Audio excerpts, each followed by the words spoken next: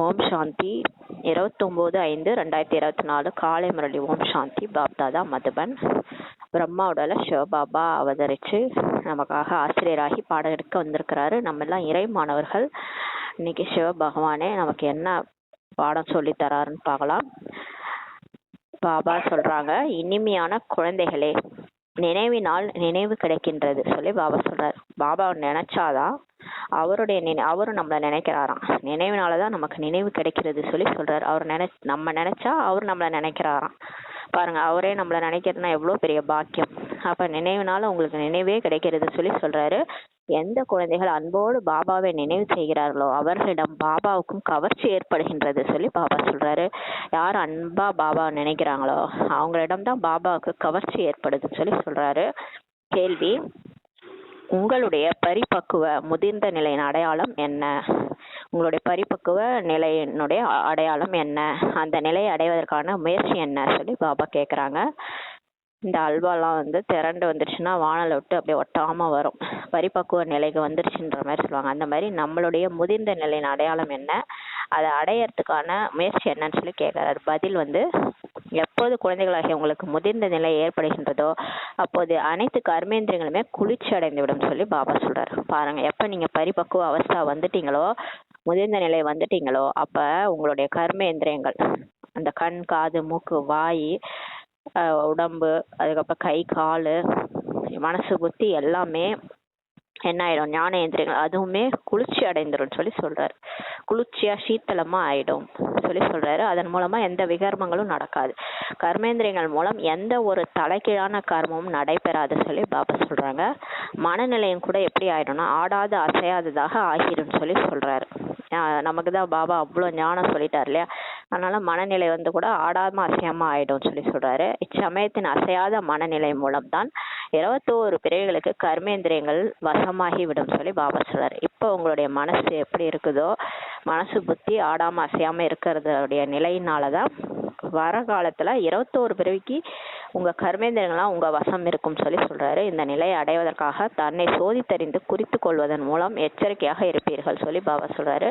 இந்த நிலையை அடையணும்னா கர்மாதீத நிலை, பரிபக்குவ அவஸ்தா, இதை அடையணும்னா நம்மே செக் பண்ணணும். ஏதாவது கர்மேந்திரங்கள் தவறு பண்ணுதா, பாபா சொல்ற வழிப்படி நடக்குதா, இல்லை வேற வழிப்படி போயிட்டு இருக்குதா, மனம் வழி பிற வழியில நம்ம நடக்கிறோமா, அப்ப இதெல்லாம் நம்ம சோதிச்சறிஞ்சு குறிச்சு கொள்றதுனாலதான் எச்சரிக்கையா இருப்போம்னு சொல்லி சொல்றாரு.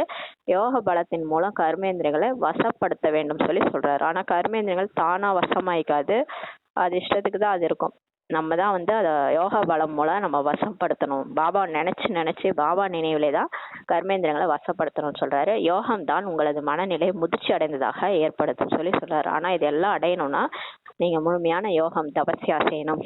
அதன் மூலம் தான் உங்க மனநிலையை முதிர்ச்சி அடைந்ததா ஆகும்னு சொல்லி சொல்றாரு. ஓம் சாந்தி. இது நினைவு யாத்திரை. இது பாபா நம்ம பண்றது யோகா அது அப்படிலாம் கிடையாது. கையை காலை அசைக்கிறது அப்படிலாம் கிடையாது.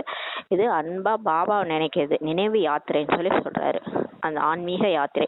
குழந்தைகள் அனைவருமே இந்த யாத்திரையில உள்ளனர் சொல்லி சொல்றாரு. நீங்கள் மட்டும் இங்கே அருகில் இருக்கிறீர்கள். எல்லாருமே தான் இந்த யாத்திரையில இருக்கிறாங்க. ஆனா மதுபன் வாசிகள் பக்கத்துல இருக்கிறாங்க. யார் யார் எங்கெங்க இருந்தாலும் பாபாவையே தான் நினைவு செய்கின்றனர் சொல்லி பாபா சொல்றாரு. உலகத்துல எந்தெந்த தேசங்கள்ல குழந்தைகள் இருந்தாலும் பாபா தான் நினைவு செய்யறாங்கன்னு சொல்லி சொல்றாரு. ஆக அவர்கள் தாமாகவே அருகில் வந்து விடுகின்றனர். பாபா நினைச்சாலே அவங்க பாபா கிட்டக்க வந்துட்டாங்கன்னு அர்த்தம் சொல்றாரு. எப்படி சந்திரனுக்கு முன் சில நட்சத்திரங்கள் மிக அருகில் உள்ளன, சில மிகவும் பிரகாசிக்கின்றன, சில அருகிலும் இருக்கின்றன, சில தொலைவிலும் உள்ளன. பார்ப்பதற்கு இந்த நட்சத்திரம் மிகவும் ஜொலிப்பது போல் தெரிகின்றது. இது மிக அருகில் உள்ளதுன்னு சொல்லுவாங்க இல்லையா? சந்திரனுக்கு பக்கத்துல நிறைய நட்சத்திரங்கள் இருக்கும். அது பக்கத்துல இருக்கிறதுனால நல்லா ஜொலிக்கும், மிகவும் பிரகாசிக்கும். சில தொலைவுகளும் இருக்கும். பார்ப்பதற்கு இந்த நட்சத்திரம் நல்லா ஜொலிக்குது, இது மிக அருகில் இருக்குதுன்னு தெரிஞ்சுக்குவாங்க இல்லையா? இதுவோ ஜொலிப்பதே இல்லைன்னு சொல்லும் சில நட்சத்திரங்களை சொல்லுவாங்க. உங்களுடைய மகிமையும் பாடப்பட்டுள்ளது சொல்லி பாபா சொல்றாங்க. பாபா சொல்றாரு, நீங்கள் ஞானம் மற்றும் யோக நட்சத்திரங்கள் சொல்லி பாபா நம்மள சொல்றாரு. நம்ம இப்ப ஞானம் மற்றும் யோக நட்சத்திரங்கள் சொல்லி சொல்றாரு. குழந்தைகளுக்கு ஞான சூரியனே இப்ப கிடைத்திருக்கிறார். பாபா குழந்தைகளை தான் நினைவு செய்கின்றார். பாபா இப்ப குழந்தைகளை தான் நினைக்கிறாரு. யார் சேவாதாரி குழந்தைகளாக இருக்கிறாங்களோ அவர்களை சர்வசக்திவான் பாபாவே நினைவு செய்கின்றார் சொல்லி சொல்றாரு. பாபாவே வந்து சேவாதாரி குழந்தைகள் எல்லாம் நினைச்சிட்டு இருக்கிறாராம். நினைவின் மூலம் நினைவே கிடைக்கின்றது. பாபா நினைக்க நினைக்க அவரோட நினைவும் நம்ம கிடைக்குது சொல்லி சொல்றாரு. எங்கெங்கே இது போன்ற சேவாதாரி குழந்தைகள் இருக்கிறாங்களோ ஞானசூரியன் பாபாவும் அவர்களையே நினைவு செய்கின்றார் சொல்லி சொல்றாரு. எந்த குழந்தைகள் பாபாவை நினைவு செய்வதே இல்லையோ அவர்களை பாபாவும் நினைவு செய்வதில்லை சொல்லி சொல்லிட்டாரு பாருங்க பாபா. நம்ம பாபாவே நினைக்கலைன்னா பாபா நம்மள நினைக்கிறது இல்லையா? ஏன்னா நம்ம பாபா நினைக்காம ஏதாவது நினைக்காம வேலை செஞ்சுட்டு இருக்கோம். என்ன பண்றது, வேஸ்டா போயிடுது. அப்ப பாபா சொல்றாரு, என்ன நினைக்கலைன்னா நானும் அவங்கள நினைக்கிறதே இல்லை சொல்றாரு. அவர்களுக்கு பாபாவின் நினைவு போய் சேர்வதே இல்லை சொல்லி சொல்றாரு. அப்ப வந்து பாபா பாபா அவங்கள நினைக்கிறாரு இல்லையா? யாரெல்லாம் சேவாதாரி யார் அவங்கள நினைச்சிட்டு இருக்கிறாரோ அவங்களும் பாபாவும் நினைக்கிறாரு. யார் நினைக்கலையோ அவங்களுக்கு பாபாவும் நினைக்கிறதில்ல, பாபாவோட நினைவும் அவங்களுக்கு போய் சேர்றதில்ல சொல்லி சொல்றாரு. பாபா நினைச்சா கூட அவங்களுக்கு போய் சேர்றதில்ல. ஏன்னா லைன் கனெக்ஷன் வந்து அவங்க பாபா கூட கனெக்ட் பண்றதில்ல. வேற யாரையோ நினைச்சிட்டு இருக்கிறாங்கன்னா அப்புறம் பாபாவோட நினைவு அவங்களுக்கு போய் சேர்றதில்லைன்னு சொல்லி சொல்றாரு. நினைவின் மூலம் தான் நினைவு நிச்சயமாக கிடைக்கின்றது சொல்லி பாபா சொல்றாரு. நீங்க என்ன நினைச்சாதான் என்னுடைய நினைவு உங்களுக்கு கிடைக்கும், நிச்சயமா கிடைக்கின்றது சொல்லி சொல்றாரு. குழந்தைகளும் கூட நினைவு செய்ய வேண்டும் பாபா சொல்றாரு. நம்மளும் நினைவு செய்யணும். பாபா மட்டுமே நம்மளை நினைச்சிட்டு இருப்பாரா? நம்மளும் அவரை நினைக்கணும் இல்லையா? பக்தி மார்க்கத்துல எப்படி தேடி தேடி அலைஞ்சோம், கடவுளை தேடி தேடி அலைஞ்சோம். இப்ப கடவுளே கிடைச்சிட்டாரானா அவரை நினைக்காம வேற ஏதோ விஷயங்கள்ல போயிட்டு இருக்கிறோம் இல்லையா? அதை பாபா சொல்றாரு. குழந்தைகளே, நீங்களும் என்ன நினைவு செய்யணும். நீங்க நினைச்சாதான் நானும் உங்களை நினைப்பேன்னு சொல்லி பாபா சொல்றாங்க. பாபா சொல்றாரு, நீங்களும் என்ன நினைவு செய்யணும்னு சொல்லி சொல்றாரு. குழந்தைகளும் கூட நினைவு செய்ய வேண்டும். குழந்தைகள் கேட்கின்றார்கள், பாபா நீங்கள் எங்களை நினைவு செய்கிறீர்களா சொல்லி கேட்கறாங்க. குழந்தைகள் இப்ப பாபாட்ட கேட்கறாங்க, பாபா நீங்க எங்களை நினைக்கிறீங்களா சொல்லி கேட்கறாங்க. பாபா சொல்கிறார், ஏன் இல்லாமல் சொல்றார் பாபா. ஏன் இல்லாம? நானும் தான் உங்களை நினைக்கிறேன். இந்த முறையில் பாபா ஏன் நினைவு செய்வதில்லை சொல்லி கேட்கிறாரு. யார் மிகவும் பவித்திரமா தூய்மையா இருக்கிறாங்களோ மற்றும் பாபாவிடம் மிகவும் பிரியமாக இருக்கிறாங்களோ அந்த அளவுக்கு பாபாவை கவரவும் செய்கிறார்கள் சொல்லி சொல்றாரு பாருங்களேன். பாபா தூய்மையா யார் இருக்கிறாங்களோ, பாபா மேல எவ்வளவு பிரியமா இருக்கிறாங்களோ அவங்க அந்த அளவுக்கு பாபாவையும் கவர்றாங்களாம் அவங்க சொல்றாரு. ஒவ்வொருவரும் தங்களை தாங்களே கேட்டுக்கொள்ளுங்கள் சொல்லி பாபா சொல்றாரு. இப்ப நம்மளை நாமளே கேட்டுக்கணும். நான் எந்த அளவுக்கு பாபாவுக்கு பிரியமா இருக்கிறேன், பாபாவையே நினைச்சிட்டு இருக்கிறேன், பாபா மேல நான் தூய்மையா இருக்கிறேன், பாபாவையே நினைச்சிட்டு இருக்கிறேன், பாபாவும் என்ன நினைச்சிட்டு இருக்கிறாரு அப்படின்னு உங்களை நீங்களே கேட்டுக்கங்க சொல்றாரு. நாம் எந்த அளவு பாபாவை நினைவு செய்கிறோம் கேட்டுக்கங்க. ஒரு நினைவின் இருப்பதின் மூலம் இந்த பழைய உலகமே மறந்து போகும் சொல்லி சொல்றாரு. அந்த ஒரு பாபாவை நினைக்கிறது மூலமா இந்த பழைய உலகமே நமக்கு மறந்துடும் சொல்லி சொல்றாரு. பாபாவையே நினைவு செய்து கொண்டிருந்தே சென்று சந்திக்கிறார்கள். மதுபன்களா கூட போகும்போது, ட்ரெயின்ல போகும்போது கூட நினைச்சு நினைச்சு உருகி நினைச்சிட்டு போவாங்க. பாபாவை நினைச்சிட்டே போய் சந்திப்பாங்க. இப்போது சந்திப்பதற்கான சமயம் வந்து விட்டது சொல்லி பாபா சொல்றாரு. இப்ப பாபாவை சந்திப்பதற்கான சமயம் வந்துருச்சு. டிராமாவின் ரகசியமும் பாபா வந்து புரிய வைத்துள்ளார். நமக்கு டிராமா பத்தியும் சொல்லியிருக்காரு. எது நடந்தாலும் டிராமா, எதுவுமே என் கையில இல்லைன்னு அவர் கையிலும் இல்லை சொல்லிட்டாரு, நம்ம கையிலையும் கிடையாது, எல்லாம் டிராமா அப்படின்னு சொல்லி புரிய வச்சுட்டாரு. பாபா வருகிறார், வந்து குழந்தைகளை தம்முடைய ஆன்மீக குழந்தைகளாக ஆக்குகின்றார். பாபா 6 வருஷத்துக்கு ஒரு தடவை சங்கம் யுகத்துல வராரு, வந்து குழந்தைகளை அவருடைய ஆன்மீக குழந்தைகளாக ஆக்குறாரு. நம்மலாம் என்ன ஆயிட்டோம், பிறவி எடுத்து தேக உணர்வுல வந்து நம்ம கடவுளே மறந்துட்டோம். கடைசியில அவர் வந்து நம்மளை குழந்தையாக்கி தத்தெடுத்து அவருடைய குழந்தைய ஆக்குறாரு. தூய்மை இல்லாததுல இருந்து எப்படி தூய்மை ஆவறது என்பதை கூட கற்றுத்தருகின்றார். இப்ப ஸ்ரீமத் கொடுத்து எப்படி நடந்துக்கணும், அமிர்த வேலை எழுந்திருக்கணும், முரளி படிக்கணும், இதன் மூலமாகவே நம்மளை மாத்திடுறாரு. முரளிலே எல்லாத்தையும் சொல்லி புரிய வச்சு தூய்மை இல்லாதவங்கள தூய்மையாக்குறது கற்றுக் கொடுக்குறாருன்றாரு. பாபாவோ ஒரே ஒருத்தர் தான், அவரையே அனைவரும் நினைவு செய்கின்றனர். கடவுள் ஒருத்தர் தான், ஒன்றே குலம் ஒருவனே தேவன் கூட திருமூலர் பாடியிருக்காரு இல்லையா? அப்ப ஒருத்தர் தான் கடவுள், அவர் தான் எல்லாருமே நினைவு செய்யறாங்க. ஆனால் கர்மாதீத நிலையும் கூட அவ்வாறே ஆகும்னு சொல்லி சொல்றாரு. கர்மாதீத நிலை கூட எல்லாருக்கும் ஒண்ணுதான் சொல்றாரு. எந்த அளவு நினைவு அனைவருக்கும் நம்பர்வார் அவரவர் புருஷார்த்தின் அனுசாரம் கிடைக்கின்றது சொல்லி சொல்றாரு. எந்த அளவு நினைக்கிறீங்களோ அந்த அளவுக்கு நம்பர்வார் அனுசாரம் நீங்க உங்க புருஷார்த்தின் அனுசாரம் உங்களுக்கு கர்மாதீத நிலை அடைவீங்கன்னு சொல்லி சொல்றாரு. எந்த அளவிற்கு அதிகமாக நினைவு செய்வீர்களோ அப்போது அவரே முன் நிற்பது போல தோன்றும் சொல்லி சொல்றாரு பாருங்களா. நம்ம எந்த அளவுக்கு பாபாவை அதிகமா நினைக்கிறோமோ அவர் நமக்கு பக்கத்துல நிக்கிறது மாதிரி தெரியுமா, பாபா என் பக்கத்துல இருக்கிறாருன்னு போல தெரியுமா. நினைவு செய்கின்றார்களோ அந்த அளவு கர்மேந்திரியம் போல சஞ்சலமின்றி இருக்கும். எந்த அளவுக்கு பாபா நினைச்சிட்டே இருக்கிறாங்களோ அவங்க கர்மேந்திரியம் கூட எப்படி ஆயிடும், சஞ்சலமே இல்லாம ஆயிடும் சொல்லி சொல்றாரு. தேவதைகள் எப்படி இருப்பாங்க சொர்க்கத்துல, அந்த மாதிரி சஞ்சலம் இல்லாமல் கர்மேந்திரியங்கள் இருக்கும். கண்ணெல்லாம் கட்டுப்பாட்டுல இருக்கும், வாயும் கட்டுப்பாட்டுல இருக்கும். காது, கை, கால் எல்லாமே கட்டுப்பாட்டில் இருக்கும். பாபா நினைவிலேயே அந்த கட்டுப்பாட்டில் எல்லாமே இருக்கும்னு சொல்றாரு. கர்மேந்திரங்கள் அதிகமாக சஞ்சலம் அடைகின்றன இல்லையா? ஆனா இப்ப பாருங்க, கர்மேந்திரங்கள் அதிகமா சஞ்சலம் அடையுது இல்லையா? கண்ணு பாக்குது, காது தேவையில்லாத விஷயத்த கேக்குது, யாரை பத்தியாவது ஏதாவது சொன்னாங்கன்னா அதை தான் ரொம்ப ஆர்வமா போய் கேட்கறோம் இல்லையா? காது அந்த மாதிரி கேட்கவே கூடாது. காது வெறும் முரளியை மட்டும் தான் கேட்கணும், வாய் முரளியை மட்டும் தான் பேசணும். ஆனா இப்ப கர்மேந்திரியங்கள் சஞ்சலம் அடையுது இல்லையா சொல்றாரு. இதுதான் மாயா எனப்படுகின்றது சொல்றாரு.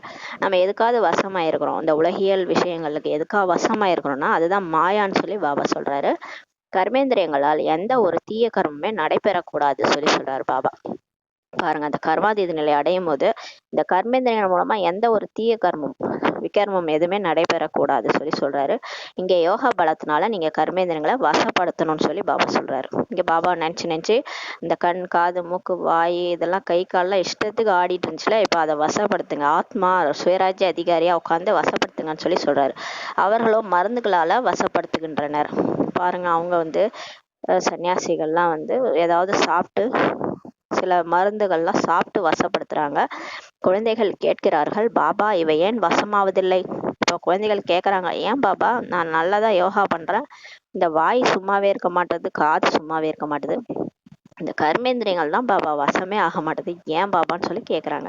பாபா சொல்கிறார், நீங்கள் எவ்வளவு நினைவு செய்கிறீர்களோ அந்த அளவு கர்மேந்திரங்கள் வசமாகிவிடும் சொல்றாரு. பாபா சொல்றாரு, குழந்தைகளே நீங்க என்ன நல்லா நினைவு செய்யுங்க, நான் பக்கத்துல இருக்கிற மாதிரி உங்களுக்கு உணர்வு வரணும். அந்த அளவு நினைவு செய்ய செய்ய உங்க கர்மேந்திரங்கள் தப்பே செய்யாது, உங்களுக்கு வசமாயிடும் பாபா சொல்றாரு. இது கர்மாதீத அவஸ்தா எனப்படுகின்றது. இந்த மாதிரி எப்ப கர்மேந்திரங்கள் எல்லாம் நம்ம வசம் இருக்குதோ அதுதான் கர்மாதீத அவஸ்தான்னு பாபா சொல்றாரு. இது நினைவு யாத்திரையினால் மட்டுமே ஏற்படுகின்றது. ஆனா இது முரளி படிக்கிறதுனாலயோ மற்ற சேவை செய்யறதுனாலயோலாம் இது நடக்காது. இது நீங்க பாபா நினைவு செய்யறதுனாலயே தான் இது நடக்கும்னு சொல்றாரு. அதிகமா யாரு பாபா நினைக்கிறாங்களோ அவங்கதான் கர்மேந்திரங்கள்லாம் வசப்பட்டு இருக்கும் சொல்றாரு. அப்ப தாதிகள்லாம் பாருங்க, இப்ப குல்சார் தாதி எல்லாருமே கர்மாதீத அவஸ்தால இருந்தாங்கன்னா அவங்க அந்த அளவுக்கு நினைவு யாத்திரையில இருந்தாங்க, பாபா நினைவுல இருந்தாங்க. பாபா அதனாலதான் சொல்றாரு, நினைவு யாத்திரையினால்தான் கர்மாதீத அவஸ்தா ஏற்படும் சொல்றாரு. அதனால் பாரதத்தின் புராதன ராஜயோகமுக்கும் பாடப்பட்டிருக்குது, அதை பகவான் தான் கற்றுத்தருவார் சொல்லியிருக்கிறாங்க. பகவான் தம்முடைய குழந்தைகளுக்கு கற்றுத்தருகின்றார். பாபா சொல்றாரு, குழந்தைகளே, இந்த பாரதத்தின் புராதன ராஜயோகத்தை இப்ப கடவுளே நமக்கு கத்துக் கொடுக்கறாரு. நீங்கள் இந்த விகாரி கர்மேந்திரங்களை யோக பலத்தின் மூலம் வெற்றி கொள்ளும் முயற்சி செய்ய வேண்டும் பாபா சொல்றாரு. இதுலதான் வெற்றியே இருக்குது குழந்தைகளே. இந்த விகாரி கர்மேந்திரங்கள் இருக்குல்ல, இந்த கண்ணு, காது, மூக்கு, வாய், இதுதான் அரை கல்பமா தவறு பண்ணிருச்சு. நீங்க பண்ணல, இந்த கர்மேந்திரங்கள் பண்ணிருச்சு. மனசு புத்தி மூலமா இந்த கர்மேந்திரங்களை தவறு பண்ண வச்சுட்டீங்க. அதனால இப்ப மீண்டும் என்ன நினைச்சு யோக பலத்தின் மூலமா வெற்றி கொள்ளும் முயற்சியை நீங்க செய்யுங்கன்னு சொல்றாரு. கடைசியில் முழுமை அடைந்து விடுவீர்கள். இந்த மாதிரி நீங்க யோகா பண்ணி பண்ணி பண்ணி கடைசியில என்ன ஆயிடுவீங்க, முழுமை அடைஞ்சிருவீங்கன்னு சொல்றாரு. எப்போது பரிபக்குவ அவஸ்தா முதிர்ந்த நிலை ஏற்படுகின்றதோ பிறகு எந்த ஒரு கர்மேந்திரமும் சஞ்சலமே செய்யாது சொல்றாரு. அப்ப உங்க கண்ணு எதுவுமே உங்க கட்டுப்பாட்டுல இருக்கும். காது எந்த விஷயங்களையும் கேட்காது, பாபாவை தவிர முரளியை தவிர எதுவுமே ஞாபகம் இருக்காது.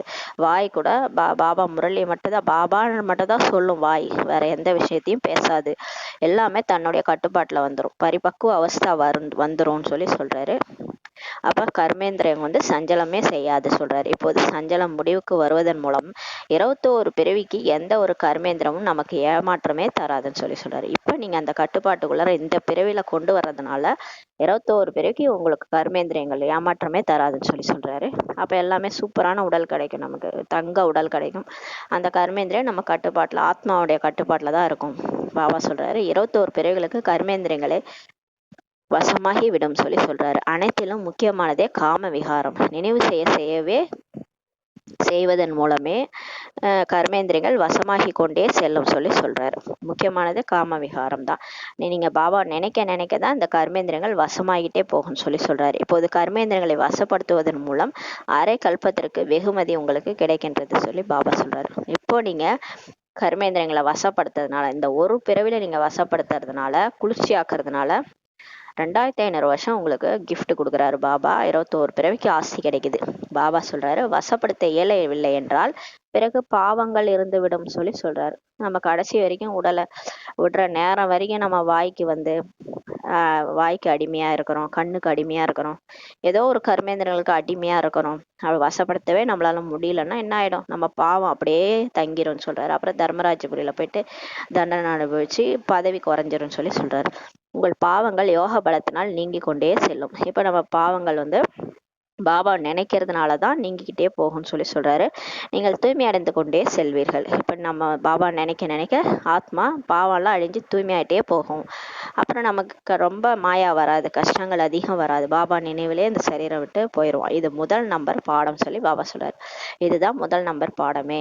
தன்னை ஆத்மான்னு உணர்ந்து பாபாவை நினைச்சு பாவங்களை அழிச்சு தூய்மை அடைந்துட்டே போகணும். இதுதான் முதல் நம்பர் பாடம் சொல்றாரு. தூய்மை இல்லாமல் இருப்பதிலிருந்து தூய்மை ஆவதற்காகவே அழைக்கின்றனர். இப்ப பாபாவை எதுக்கு கூப்பிடுறாங்க? பதீத்த பாவனரே வாருங்கள், தூய்மை இல்லாததுல இருந்து தூய்மையாக்குபவரே வாருங்கள் கூப்பிடுறாங்க. ஆக பாபாவும் வந்துதான் தூய்மையாக்குகின்றார் பாபா சொல்றாரு. பாபா தான் ஞானம் நிறைந்தவரா இருக்கிறாரு. பாபா சொல்றாரு, தன்னை ஆத்மான்னு உணருங்க, பாபாவை நினைவு செய்யுங்கள், இதுவும் ஞானமாகும் சொல்றாரு. ஃபர்ஸ்ட் யோகத்தின் ஞானம், மற்றது 84 பிறவிகளின் சக்கரத்தினுடைய ஞானம். 2 ஞானம் பாபா சொல்லி கொடுக்குறாரு. ஃபர்ஸ்ட் எப்படி யோகா பண்ணணும், ஆத்மான்னு பாபாவை நினைக்கிறது, அதுதான் ஃபர்ஸ்ட் ஞானம். இன்னொன்னு சக்கரம் 5 ஸ்வரூப தியானம், 84 பிறவிகளின் சக்கரத்தினுடைய ஞானம். 2 ஞானம் இருக்கிறது சொல்றாரு. பிறகு அதில் தெய்வீக குணங்களும் தாமாகவே அடங்கியுள்ளன. இந்த 2 நம்ம செஞ்சாலே, ஆத்மான்னு பாபா நினைக்கிறது, இன்னொன்னு கர்மேந்திரங்கள் 5 சக்கரத்தை சுத்துறது. இந்த சக்கர நம்ம கடந்து வந்தோம்ல 84 பிறவிகளைய சக்கரத்தின சுத்துறது, அதை சுத்துறது மூலமாகவே அதுலயே தெய்வீக குணங்களும் தாமாகவே வந்துரும் சொல்றாரு. குழந்தைகள் அறிவார்கள், நாம் மனிதனிலிருந்து தேவதை ஆகின்றோம் என்றால் தெய்வீக குணங்களையும் அவசியம் தாரணை செய்ய வேண்டும் பாபா சொல்றாரு. இப்ப நமக்கே தெரியும் நம்ம மனுஷன்ல இருந்து தேவதை ஆகிறோம் இல்லையா, அதுதான் நம்மளுடைய குறிக்கோளா பாபா சொல்லியிருக்கிறாரு. அதனால நம்ம கண்டிப்பா என்ன ஆகணும், தெய்வீக குணங்களையும் தாரணை செய்யணும்ட்டு நமக்கே தெரியும்னு சொல்றாரு. அப்ப நம்ம எப்படி இருக்கணும், அன்பா இருக்கணும், அமைதியா இருக்கணும், சுகம் கொடுக்கணும், யார் வந்தாலும் சுகமா உபசரிக்கணும், எல்லாருக்குமே சுகம்தான் கொடுக்கணும், தூய்மையா இருக்கணும். அப்படி இருந்தாதான் நம்ம போய் அங்க தேவதை ஆக முடியும். பாபா சொல்றாரு, தன்னை சோதி தெரிய வேண்டும், நீங்க உங்களை நீங்களே செக் பண்ணுங்க, நான் அந்த மாதிரி இருக்கிறேன்னா குறித்து வைப்பதன் மூலம்தான் தன் மீது எச்சரிக்கையுடனே இருப்பீங்கன்னு சொல்றாரு. எல்லாத்தையும் நீங்க டெஸ்ட் பண்ணி நாள் முழுவதும் நான் இந்த மாதிரி பண்றேன், என்ன என் குணம் இப்படி இருக்குது, இன்னும் நான் தேவதை மாதிரி ஆகலையே, இந்த மனசு புத்தி சரியில்லை, எதையாவது திங்க் பண்ணினே இருக்குது, இந்த வாய் கூட சும்மாவே இருக்க மாட்டுது, இதெல்லாம் செக் பண்ணுங்க. 1 மணி நேரத்துக்கு ஒரு தடவை செக் பண்ணி எச்சரிக்கையோட நோட் பண்ணி வைங்கன்னு சொல்றாரு. குறிச்சு வைக்கிறது மூலமா தான் எச்சரிக்கையோட இருப்பீங்க. அதனாலதான் சார்ட் வைக்க சொல்றாரு. 1 மணி நேரத்துக்கு ஒரு தடவை நான் என்ன பண்ணிட்டு இருந்தேன், ஏதாவது கதை பேசிட்டு இருந்தேனா, யாரை பத்தியா பேசிட்டு இருந்தேனா, அப்ப அவங்கள பத்தி பேசினா எனக்கு அவங்களுடைய பாவம்லாம் வந்துரும் இல்லையா. அதனால நம்ம இதெல்லாம் செய்யக்கூடாது அப்படின்னா நம்ம செக் பண்ணணும், நம்ம என்ன பண்ணிட்டு இருக்கோம் முழு நாள், பாபா நினைக்காம வேற எந்த விஷயத்த நம்ம பண்ணிட்டு இருக்கிறோம்ட்டு செக் பண்ணுங்கன்றாரு. நோட் பண்ணி வைங்க, அப்பதான் எச்சரிக்கையோட இருப்பீங்கன்னு சொல்றாரு. தன்னை சோதி தெரிஞ்சீங்கன்னா எந்த ஒரு பிழையுமே நடக்காது சொல்றாரு. பாபா தானே சொல்றாரு, என்னையே நினைவு செய்யுங்கள், நீங்கள் தான் என்னை அழைத்தீர்கள், ஏனெனில் நீங்கள் அறிவீர்கள். பாபா பதீத்த பாவனர். பாபா சொல்றாரு, நீங்க தான் என்னை கூப்பிட்டீங்க, அதனாலதான் நான் வந்துட்டேன், என்னை நினைவு செய்யுங்கன்னு சொல்றேன். நீங்க உங்களுக்கே தெரியும், அவர் தான் தூய்மையற்றவர்களை தூய்மையாக்குபவர் அப்படின்னு சொல்றாரு. அவர் எப்போது வருகிறாரோ அப்போதுதான் இந்த கட்டளையை தருகின்றார். அவர் வரும்போது தான் நம்மளை தூய்மையாக சொல்றாரு. அதுக்கு முன்னாடி எல்லாம் சொன்னாரா, நீங்க மட்டும் நடிங்க, ஜாலியா விளையாடுங்கன்னு தானே விட்டாரு. விதவிதமா சரீரம் எடுத்து நடிச்சு வந்தோம் இல்லையா. இந்த கடைசி சரீரத்தை தான் கட்டளையை கொடுக்குறாரு. இப்போது இந்த கட்டளையை ஆத்மாக்கள் நடைமுறைப்படுத்த வேண்டும் சொல்றாரு. நீங்கள் இந்த சரீரத்தின் மூலம் பாகத்தினை நடிக்கிறீர்கள். இப்ப கடைசி பிறவி இந்த சரீரம் மூலமா உங்களுடைய பாகத்தை நடிக்கிறீங்க. 84 பிறவி சக்கரம் முடிச்சு இந்த கடைசி பிறவில என்னென்னலாம் கர்ம கணக்கு பாவ மூட்டைகள் இருக்குதோ அதெல்லாம் அனுபவிச்சுட்டு இருக்கிறீங்க. நீங்க இப்ப யோகா பண்றது மூலமா அதெல்லாம் அழிஞ்சு போயிடும், பாவ மூட்டைகள் அழிஞ்சிரும். கணக்கு வழக்கம் முடிச்சுட்டு நீங்க என்கிட்ட வந்துருவீங்க. ஆகவே பாபாவும் கூட அவசியம் இந்த சரீரத்துல வர வேண்டியது இருக்குது சொல்றாரு. அவரு கூட ஏதாவது ஒரு உடல்ல தான் வரணும். ஆத்மானாலே ஏதாவது ஒரு உடல்ல தான் பிரவேசமாகி அதோட நடிப்பை நடிக்கணும். நமக்கு உடல் இருக்கு, சொந்த உடல். பாபாவுக்கு சொந்த உடலே இல்லை, அதனால கடன் வாங்கி லோன் வாங்கி வந்திருக்கிறாரு. பிரம்மா பாபா உடல்ல வந்திருக்கிறாரு. இவை மிக அற்புதமான விஷயங்கள் பாபா சொல்றாரு. திருமூர்த்தியின் சித்திரம் கூட எவ்வளவு தெளிவா இருக்குது. பிரம்மா தபஸ்யா செய்து இப்படி தேவதை ஆகிறார். பிறகு 84 பிறவிகளுக்கு பின்பு விஷ்ணு ஆகிறார். இதுவும் கூட புத்தியில் இருக்க வேண்டும் பாபா சொல்றாரு. திருமூர்த்தி சித்திரம் பாருங்க, பிரம்மா காட்டுறாங்க, பக்கத்துல விஷ்ணு. பிரம்மா தான் அந்த மாதிரி தேவதை ஆகிறாரு, தபஸ்யா பண்ணி 84 பிறவி எடுத்த பிறகு அவர் வந்து பாபாட்ட ஞானம் அடைஞ்சு விஷ்ணு ஆயிடுறாரு. இதுவும் கூட புத்தியில் இருக்கணும்னு சொல்றாரு. நாம் பிராமணர்லேருந்து தேவதை ஆனோம். பாருங்க, நம்ம பிராமணர்லேருந்து தேவதையே ஆனோம். பிறகு 84 பிறவியின் சக்கரத்தில் சுற்றி வந்திருக்கிறோம். இப்போது மீண்டும் தேவதை ஆவதற்காக நம்ம பாபாட்ட வந்திருக்கிறோம். எப்போது தேவதைகளின் சாம்ராஜ்யம் முடிவடையுதோ அதன் பின் பக்தி மார்க்கத்திலும் கூட அவர்களை மிகுந்த அன்புடன் நினைவு செய்கின்றனர் சொல்லி பாபா சொல்றாரு. பாருங்க, 21 பிறவிக்கு நம்ம தேவதையா நடிக்கிறோம். அந்த சொர்க்கத்துல தேவதைகள் நடிக்கிறாங்க. தேவதைகளுடைய சாம்ராஜ்யமே முடிவடைஞ்சிருது 2500 வருஷம் கழிச்சு. அதுக்கு பிறகு கூட 2500 வருஷம் துவாபரயுகம் கலியுகத்துல பக்தி மார்க்கத்துல கூட அவர்களை வந்து மிகுந்த அன்போட நினைவு செய்யறாங்க. தேவதைகளை லட்சுமி நாராயணன் பிள்ளையார் முருகர் அம்மன்லாம் நினைவு செய்யறாங்கன்னா அவங்கள வந்து மகிமை பாடுறாங்க. இப்போது அந்த தந்தை உங்களுக்கு இந்த பதவி அடைவதற்காக யுக்தி சொல்கிறார். இப்போ கடவுளே வந்துட்டாரு, நமக்கு இந்த பதவி அடையறதுக்காக யுக்தி சொல்றாரு. நினைவு செய்வதும் கூட மிகவும் சுலபமானது சொல்லி சொல்றாரு. பாபா நினைக்கிறது ரொம்ப ஈஸி தான், ஆனா தங்கத்திலான பாத்திரம் மட்டும் வேண்டும், அதாவது தூய புத்தி வேண்டும் சொல்லி சொல்றாரு. தங்கத்தின் சிங்கத்தின் பால் தங்கத்தில் தங்க பாத்திரத்துல தான் தங்கும்னு சொல்லுவாங்க. ஏன்னா அந்த சிங்கப்பால் வந்து ரொம்ப இதுவா இருக்கும். அதை தங்க பாத்திரத்துல ஊத்துனாதான் அது ஓட்ட போடாது. சாதாரண பாத்திரத்துல ஊத்துனா ஓட்ட போட்டுக்குமா சிங்கத்தினுடைய பால். அந்த மாதிரி இது சிங்கப்பால்ன்றது இந்த ஞானம், பாபாவுடைய ஞானம். இந்த ஞானம் வந்து யாருடைய புத்தியில தங்கும்னா தூய்மையான புத்தி யாருக்கு இருக்குதோ அவங்க புத்தியில தான் இந்த ஞானமே தங்கும். ஏதாவது கலியுக விஷயங்கள் நம்ம பழைய விஷயங்கள் இருந்ததுன்னா ஞானம் என்ன கேட்டோன்னே ஞாபகமே இருக்காது. காலில இருந்து சாயங்காலம் வரைக்கும் என்னன்னோ ஞாபகப்படுத்தி பார்ப்போம். நேற்று என்னதான் முரளியில கேட்டோம், ஒண்ணுமே ஞாபகம் இல்லைமேன்னு சொல்லிட்டு நம்ம யோசிச்சு பார்ப்போம். ஏன்னா நமக்கு புத்தி ஃபுல்லா ஒரே குப்பையா இருக்கு இல்லையா. தூய்மையான புத்தி இருந்தாதான் அந்த ஞானம் தங்கும்னு சொல்லி பாபா சொல்றாரு. எவ்வளவு முயற்சி செய்வீர்களோ அவ்வளவு பாயிண்ட்ஸ் வந்து வெளிப்படும் சொல்லி பாபா சொல்றாரு. எவ்வளவுக்கு எவ்வளவு நீங்க முயற்சி பண்ணிட்டே இருக்கீங்களோ அவ்வளவு கருத்துகள் உங்கள்கிட்ட வெளிப்படும் சொல்லி சொல்றாரு. அம்மா அதனாலதான் அவங்களே பாருங்கன்னா, அவங்க ஃபர்ஸ்ட் கிளாஸா முயற்சி பண்ணவங்க. அவங்களே வந்து ஆரம்பத்துல போயிட்டு ஒரு வேலை செஞ்சுட்டு நடுவில் 4 பாயிண்ட்ஸை வந்து நோட்டில் குறிச்சு வச்சிருப்பாங்களாம். அந்த 4 பாயிண்ட்டை எடுத்து பார்த்துட்டு வந்து போதை ஏற்றிக்கிட்டு வேலை செய்வாங்களாம். அந்த மாதிரி முரளியை திரும்ப திரும்ப அசை போட்டுட்டே இருக்கணும்ன்றார் பாபா. பசுமாடு எப்படி சாப்பிட்டுட்டு உட்காந்து அசை போடுது இல்லையா, அந்த மாதிரி நம்மளும் இந்த காலையில இருந்து சாயங்காலம் வரைக்கும் முரளி இன்னைக்கு என்ன பாபா சொன்னார் அந்த பாயிண்ட் கருத்துக்களை அசை போட்டுட்டே இருக்கணும்னு சொல்றாரு. எந்த அளவுக்கு முயற்சி செய்றீங்களோ அந்த அளவுக்கு கருத்துக்கள் வெளியாகுன்றாரு. ஞானமும் நல்லபடியாக நீங்க சொல்லிக்கொண்டே இருப்பீர்கள். நீங்க நல்லபடியா எல்லாருக்குமே ஞானம் சொல்லிட்டு இருப்பீங்க. பாபா நமக்குள் பிரவேசமாகி முரளி சொல்லி கொண்டிருப்பதாக உணர்வீர்கள் சொல்லி பாபா சொல்றாரு. பாருங்களேன், பாபா வந்து நம்ம பேசின மாதிரியே இல்லையே. நம்ம பேசின ஆடியோவை நம்ம கேட்டாலே நமக்கே தெரியும் இது யாரோ பேசியிருக்க மாதிரி இருக்கு. நமக்கு இந்த அளவுக்குலாம் பேச வராது.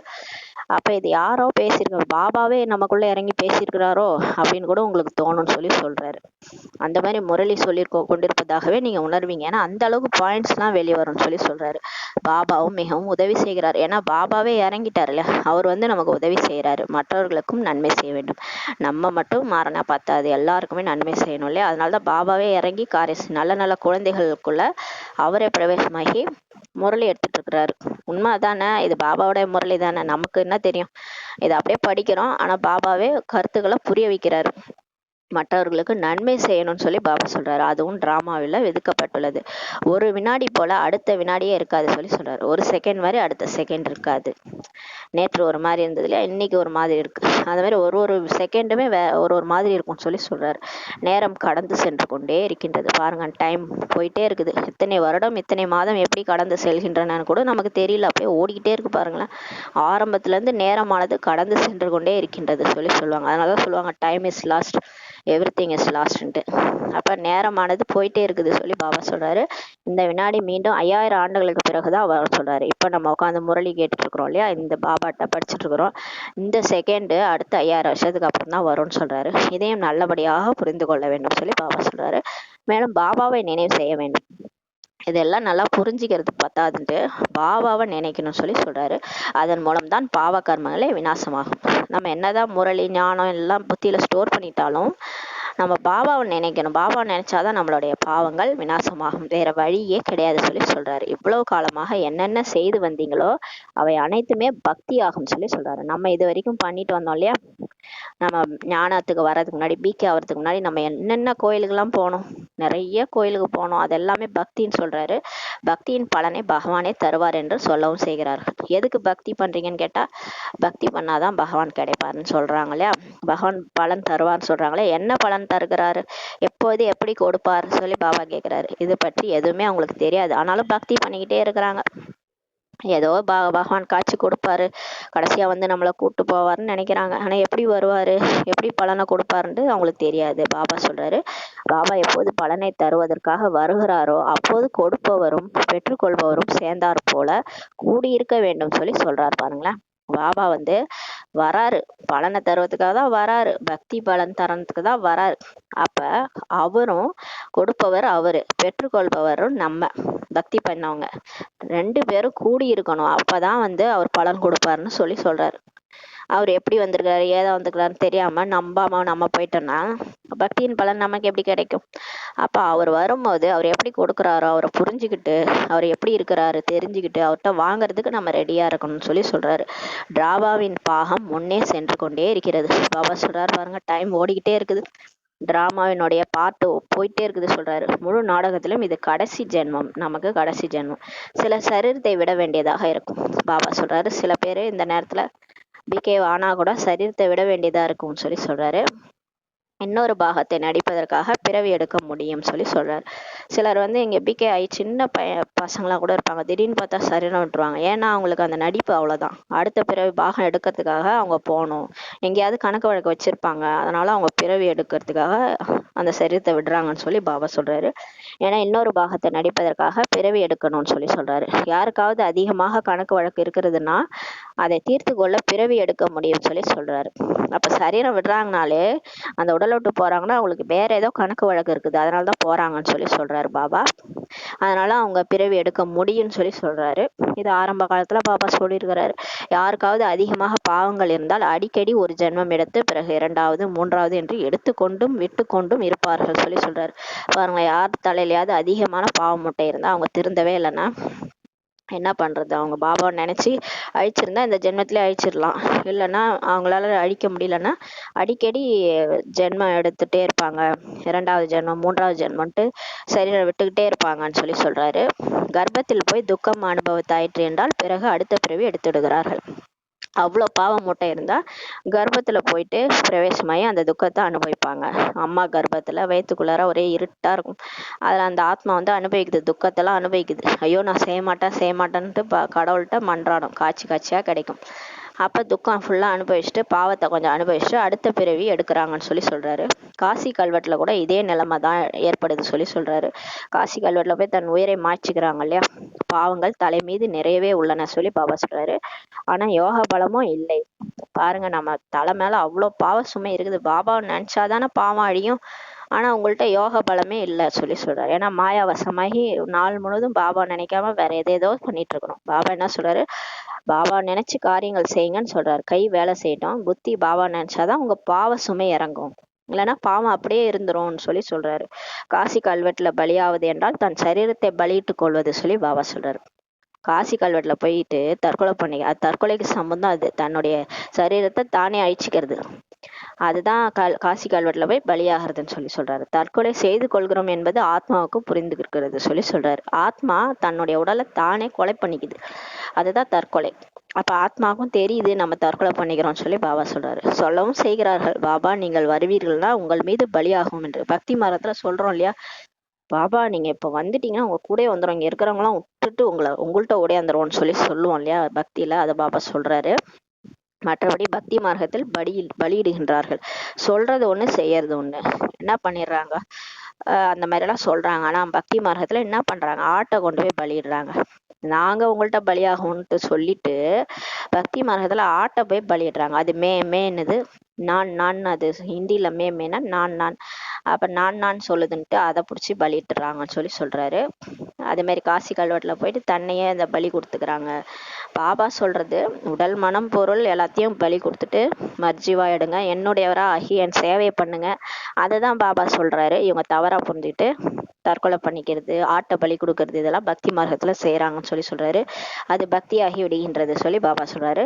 தானம் புண்ணியம் தீர்த்த யாத்திரை முதலிய என்னென்னலாம் எதெல்லாம் செய்கிறாங்களோ அதெல்லாம் யாரோட கொடுக்கல் வாங்கலாகிறது கேட்குறாரு பாருங்களேன். நல்லா கேள்வி.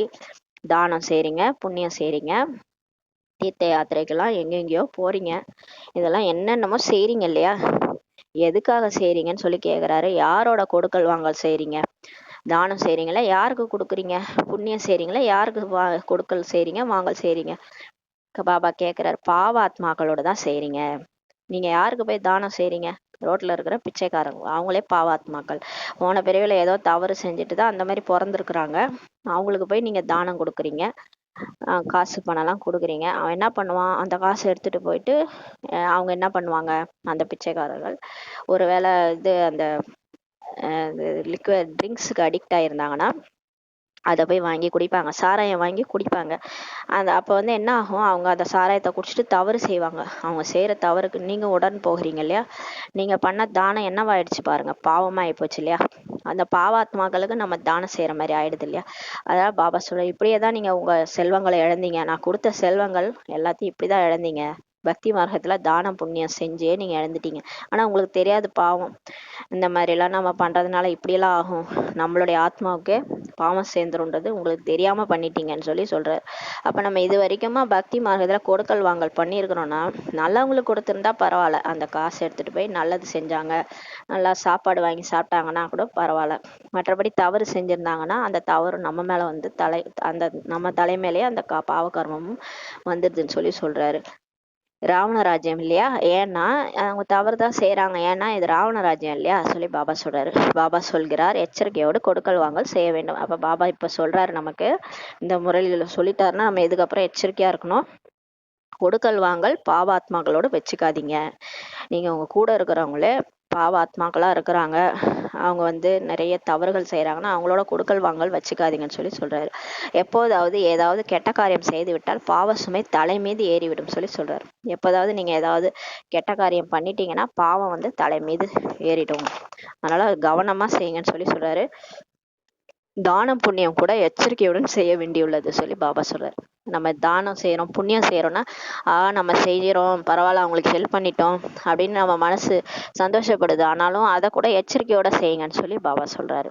கொடுக்க வேண்டியவங்களும் கொடுங்க. உண்மையிலே கஷ்டப்படுறாங்க பாருங்க, ஏழைகள் துணிமணி இல்லாம இருப்பாங்க, கஷ்டப்படுவாங்க. உண்மையிலே யார் கஷ்டப்படுறாங்களோ அவங்களுக்கு போய் செய்யுங்கன்னு சொல்லி சொல்றாரு. ஏழைகளுக்கோ உணவு மற்றும் உடை தானமாக கொடுக்கப்படுகின்றது. இப்ப ஏழைகளுக்கு பாருங்க, உணவு கொடுக்கப்படுது, உடையும் தானமாக கொடுக்குறாங்க இல்லையா. அல்லது இப்போதெல்லாம் தர்மசாலைகள் முதலியன கூட அமைத்து தருகின்றனர். ஏழைகள் தங்குவதற்காக தர்மசாலைகள் கூட அமைத்து தராங்க. செல்வந்தர்களுக்கும் பெரிய பெரிய மாளிகைகள் உள்ளன, ஆனா ஏழைகளுக்கு குடிசைகள் தான் இருக்குது. அவர்களோ அழுக்கான சாக்கடைக்கு எதிரில் வசிக்கின்றனர் சொல்லி சொல்றாரு. ஏழைகள் பாருங்க, சாக்கடைக்கு முன்னாடி தான் வசிக்கிறாங்க. அந்த குப்பைகளை உரமாக்கி விற்கிறாங்களாம் ஏழைகள், அதில் வயல்கள் முதலியன உள்ளன சொல்லி பாபா சொல்றாரு. ஆனா சத்தியுகத்திலோ இப்படிப்பட்ட குப்பை முதலியவற்றில் வயல்கள் இருக்காதுன்னு சொல்லி சொல்றாரு, இருப்பதில்லை. சத்தியுகத்துல இது மாதிரி குப்பை குளமே இருக்காது, அங்கோ புதிய மண் தான் இருக்கும் சொல்றாரு. அதன் பேரே சொர்க்கம்னா அப்ப எப்படி இருக்கும்? அங்க எல்லாமே தங்க வைர வடிவங்கள் தான் இருக்கும். புஷ்பராகம் மற்றும் பச்சைக்கல் என்ற பெயர்கள் பாடப்பட்டுள்ளன. இந்த புஷ்பராக கல், பச்சைக்கல், இந்த நவரத்தினங்கள்லாம் இருக்கு இல்லையா, அதோட பேர் கூட பாடப்பட்டிருக்கு சொல்றாரு. ரத்தினங்கள் இல்லையா, அதெல்லாம் ரத்தினங்கள் இல்லையா சொல்லி சொல்றாரு. ஒவ்வொருவரும் ஒவ்வொரு விதமாக அதிகமாக அல்லது குறைவாக சேவை செய்கிறாங்கன்னு சொல்லி சொல்றாரு. பாபா சொல்றாரு, இப்ப பிகேஸ் பாபா தேர்ந்தெடுத்த குழந்தைகள் இருக்கிறாங்கல்ல, அவங்க ஒவ்வொருவரும் ஒரு ஒரு விதமா சேவை செய்யறாங்க. எப்படி செய்யறாங்கன்னா, ஒருத்தவங்க வார்த்தைகளை சேவை செய்வாங்க, சிலர் மனசா சேவை செய்வாங்க, மனதின் மூலமா சேவை செய்வாங்க. எப்பயுமே பாபா நினைச்சிட்டு இருந்தாலே அதுவே ஒரு சேவை தான். சுய சேவை, தன்னைத்தானே மாத்திக்கிறது, அது கூட சேவை தான். நம்ம வாயு மண்டலத்துல சக்திசாலியான அதிர்வலைகளை பரப்பிட்டே இருக்குது. பாபா நினைவுல இருந்தாலே தானா சக்திசாலியான அதிர்வலைகள் வாயு மண்டலம் பரவும், அது கூட ஒரு சேவை தான். இல்ல சென்டருக்கு போயிட்டு நிறைய பாத்திரம் கழுவுறது, அந்த மாதிரி பெருக்கிறது, சென்டருக்காக சேவை பண்ணலாம். சிலர் பணம் கொடுத்து சேவை பண்ணுவாங்க, அவங்கள்ட்ட இருக்கிற பணத்தெல்லாம் கொண்டு போய் பாபாட்ட கொடுத்து சென்டருக்காக சேவை செய்வாங்க. ஏன்னா இந்த ஜென்மத்தில் நம்ம என்ன செய்யறோமோ அதெல்லாம் பன்மடங்கு நமக்கு சொர்க்கத்துல வரும் இல்லையா. அதனால இந்த மாதிரி விதவிதமா ஒவ்வொருவரும் செய்யறாங்க, அதிகமாகவோ செய்யறாங்க அல்லது குறைவாக கூட சேவை செய்யறாங்கன்னு சொல்லி பாபா சொல்றாரு. சிலர் சொல்கிறார்கள், எங்களால் சேவையே செய்ய முடியவில்லை என்று. சில குழந்தைகள் சொல்றாங்க, எங்களால சேவையே செய்ய முடியல. சேவைன்னா என்னன்னு தெரிஞ்சுக்காம அவங்க சொல்லிட்டு இருக்காங்க. சேவையே எத்தனை விதம் இருக்குது, சும்மா உட்காந்து பாபா நினைச்சாலே அதுவே பெரிய சேவை தான். ஆனா அவங்களுக்கு தெரியல, ஆனா பாபாவே நினைக்கிறது இல்ல. அப்படியே எப்பயும் போல வாழறது அந்த மாதிரிலாம் இருந்தா சேவையே செய்ய முடியாது. அதான் பாபா சொல்றாரு, எங்களால சேவை செய்ய முடியலன்னு கூட சில குழந்தைகள் சொல்றாங்க. ஆனா எல்லாருமே பாபாவின் ரத்தினங்கள் தான் சொல்லி சொல்றாரு. எல்லாருமே நான் செலக்ட் பண்ண எல்லா குழந்தைங்களுமே என்னுடைய ரத்தினங்கள், பொக்கிஷங்கள் சொல்லி சொல்றாரு. அவர்கள் கூட நம்பர் வார் முயற்சியின் அனுசாரம் தான் இருக்கிறாங்க. அவர்கள் பிறகு பூஜை செய்யப்படுகின்றனர். பாருங்க, நான் செலக்ட் பண்ண எல்லா குழந்தைகளுமே பக்தி மார்க்கத்துல பூஜை செய்யப்படுறாங்க பக்தர்களாலன்னு சொல்லி சொல்றாரு. பூஜை தேவதைகளுக்கு தான் நடைபெறுகின்றது. பூஜை யாருக்கு நடத்துவாங்க? மனிதர்களுக்காக செய்வாங்க, தேவதைகளுக்கு தான் நடைபெறுது. பக்தி மார்க்கத்தில் அநேக பூஜைகள் நடைபெறுகின்றன. இந்த லட்சுமி நாராயணனுக்கு பாருங்க, காலையில இருந்து சாயங்காலம் வரைக்கும் பூஜை தான் நடக்கும். திருக்கல்யாணம் இருக்கும், அந்த காலையிலே துயில் எழுதல் இருக்கும், அப்புறம் சாப்பாடு படைப்பாங்க, அப்புறம் அந்த 1000 விளக்குகள் ஏத்துவாங்க, நிறைய இருக்கும். திருப்பதி நாராயணனுக்குலாம் பாத்தீங்கன்னா காலையில இருந்து சாயங்காலம் வரைக்குமே அப்படியே ரொம்ப பிஸியாவே இருக்கும் அந்த இடம். அதை பூக்களால அலங்காரம் பண்ணுவாங்க, எவ்வளவோ இருக்கும். நைட்டு தூங்க வைக்கிறது முத கொண்டு எல்லாத்துக்குமே பூஜைகள் இருக்கும். அவை அனைத்துமே டிராமாவில் விதிக்கப்பட்டுள்ளன சொல்லி சொல்றாரு. இந்த பூஜைகள் எல்லாம் டிராமாவில் இருக்குது சொல்லி சொல்றாரு. அதை பார்த்து மஜா வருகிறது சொல்லி சொல்றாரு. பாருங்க, கோயில்ல போய் உட்காந்து பாருங்களேன், எவ்வளவு பூஜை நடக்குது இவங்களுக்கு. இவங்க எந்த அளவுக்கு புருஷார்த்தம் பண்ணியிருந்தாங்கன்னா அந்த ஆத்மாவுக்கு இவ்வளவு பூஜை பண்றாங்க பாருங்க. திருப்பதி நாராயணனுக்கு இவ்வளவு பூஜை பண்ணா அவர் எந்த அளவுக்கு புருஷார்த்தம் சங்கமிகத்துல பண்ணியிருப்பாரு. அதனால தானே அவருக்கு அவ்வளவு பூஜை நடக்குது. அதை பார்த்தாலே உங்களுக்கு மஜா வரும்னு சொல்லி சொல்றாரு. நாமோ நடிகர்கள், இப்போ நாம டிராமால நடிக்கிறோம். இச்சமயம் உங்களுக்கு ஞானம் கிடைக்கின்றது, நீங்கள் மிகுந்த குஷியை அடைகிறீர்கள். இவ்வளவு நாள் நம்ம ஏன் பிறந்தோம், எதுக்கு பிறந்தோம், என்ன ஆக போறோம், இந்த ஜென்மத்துல பிறந்து வந்துக்கிறோம், அடுத்த ஜென்மம் நம்ம எங்க போவோம் அப்படியெல்லாம் யோசிச்சுட்டு இருந்தோம் இல்லையா. இப்ப நமக்கு புரிஞ்சிச்சு, நம்மலாம் நடிகர்கள், நமக்கு இங்க ஞானம் கிடைச்சிருச்சு. இப்ப நமக்கு இந்த சமயம் ஞானம் கிடைச்சிச்சு, நம்ம மிகுந்த குஷி அடைஞ்சிட்டோம்னு சொல்லி சொல்றாரு பாபா. பக்திக்கும் கூட பாகம் இந்நாடகத்தில் உள்ளது என்பதை அறிவீர்கள். ஆனா இந்த நாடகத்துல அரை கல்பம் ஞானம், அரை கல்பம் பக்தி. ஞானத்தினுடைய பலன் அடைஞ்சு அப்புறம் பலன் முடிஞ்சு போன பிறகு பக்திக்கு தொடருது. பக்திக்கு கூட இந்த நாடகத்துல பாகம் இருக்குது சொல்லி உங்களுக்கு தெரியும் சொல்றாரு பாபா. பக்தியிலும் கூட மிகவும் குஷி அடைகிறார்கள்.